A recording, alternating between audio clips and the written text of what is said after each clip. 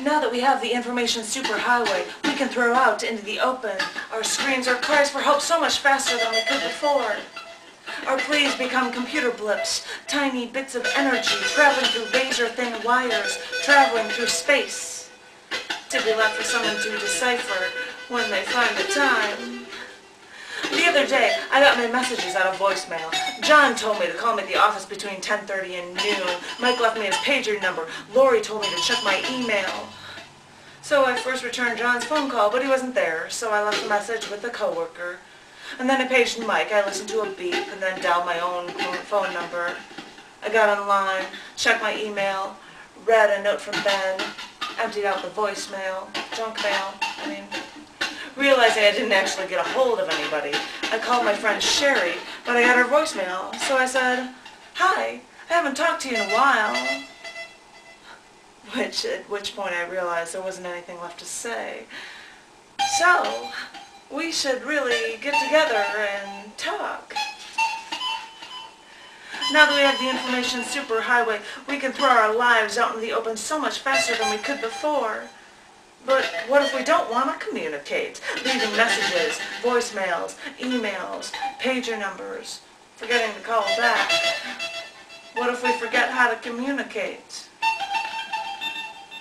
I love my phone book program for my computer. I keep a copy of it on my computer at home, on my hard drive at work, on my laptop, even on a disk in case there's a fire at my work and my hard drive at home crashes. But it always seems that every time I desperately need a phone number, I'm nowhere near any computer.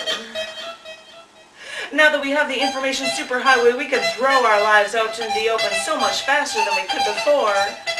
People text and instant message, buy their name as a domain name, get email accounts, set up web pages.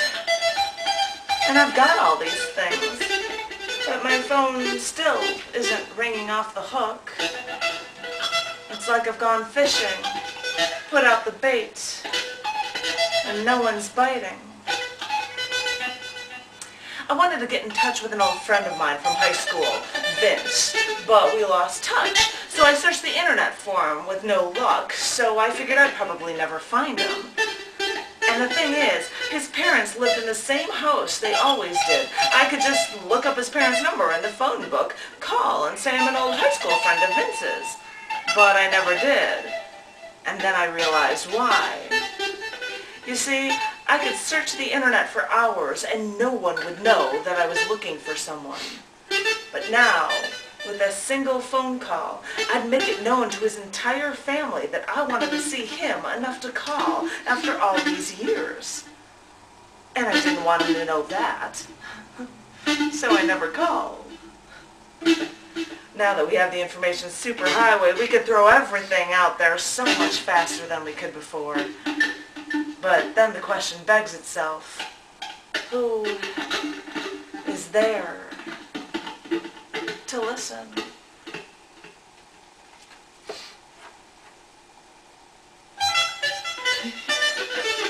What do you think?